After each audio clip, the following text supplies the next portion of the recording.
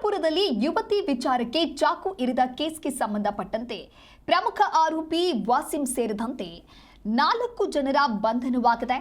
ಯುವಕರಿಗೆ ಟಾರ್ಚರ್ ಕೊಡ್ತಾ ಇದ್ದಂತೆ ಗಾಯಾಳು ರೋಷನ್ ಬೈಕ್ನಲ್ಲಿ ಬರ್ತಾ ಇದ್ರೆ ಬೈಕನ್ನ ಕಿತ್ಕೊಂಡು ಹೋಗೋದು, ಬೈಕ್ ಬೇಕು ಅಂತ ಹೇಳಿದ್ರೆ ಹಣ ಕೊಡಬೇಕು ಅಂತ ಹೇಳಿ ಬೆದರಿಕೆ ದರ್ಪವನ್ನ ತೋರ್ತಾ ಇದ್ದ. ಇದರಿಂದ ಬೇಸತ್ತು ವಾಸಿಂ ಎಂಬಾತ ರೋಷನ್ಗೆ ಚಾಕು ಹಾಕಿರ್ತಾನೆ. ಚಾಕು ಇರಿದ ಪ್ರಮುಖ ಆರೋಪಿ ವಾಸಿಂ ಸೇರಿದಂತೆ 4 ಆರೋಪಿಗಳ ಬಂಧನವಾಗಿದೆ. ಕೆಆರ್ಪುರಂ ಪೊಲೀಸರಿಂದ ಆರೋಪಿಗಳ ಬಂಧನವನ್ನು ಮಾಡಲಾಗಿದೆ. ವಿಚಾರಣೆ ಮಾಡಿದಂತಹ ವೇಳೆ ಚಾಕು ಇರಿತಕ್ಕೊಳಗಾದ ರೋಷನ್ ಎಂಬಾತನ ಕಳ್ಳಾಟ ಬೆಳಕಿಗೆ ಬಂದಿದೆ. ಯುವತಿ ವಿಚಾರ ಅಲ್ಲದೆ ಏರಿಯಾದಲ್ಲಿ ವಾಸಿಂ ಸೇರಿದಂತೆ ಯುವಕರಿಗೆ ರೋಷನ್ ಟಾರ್ಚರ್ ಅನ್ನ ಕೊಡ್ತಾ ಇದ್ದಂತೆ.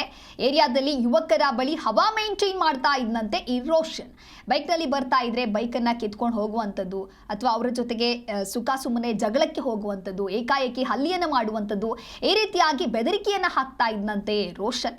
ಇದರಿಂದ ಬೇಸತ್ತಿದ್ದಂತಹ ವಾಸಿಂ ಹಾಗೆ ಆಸಿಫ್, ಕಲೀಂ ಮತ್ತು ಸ್ನೇಹಿತರು ಈ ರೀತಿಯಾದಂತಹ ಕೃತ್ಯವನ್ನು ಎಸಗಿದ್ದಾರೆ. ನೀವು ಕೂಡ ಮೊದಲನೆಯ ದೃಶ್ಯದಲ್ಲಿ ಗಮನಿಸ್ತಾ ಇರಬಹುದು.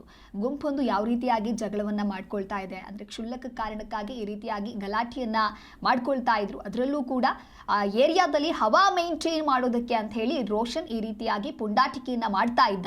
ಇನ್ನು ಇದೇ ತಿಂಗಳ 2ನೇ ತಾರೀಕು ರಾತ್ರಿ ಆಸಿಫ್ ಎನ್ಫೀಲ್ಡ್ ಬೈಕ್ ಅನ್ನ ಕಿತ್ಕೊಂಡು ಹೋಗಿದ್ದಂತೆ ಆ ರೋಷನ್.